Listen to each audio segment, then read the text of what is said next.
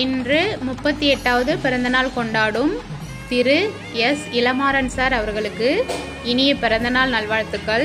பிறந்தநாளை முன்னிட்டு நமது எழுச்சித்தளிர் சிறப்பு பள்ளி மாணவர்களுக்கு காலை உணவு வழங்கியதற்கு நன்றியை தெரிவித்துக் கொள்கிறோம்.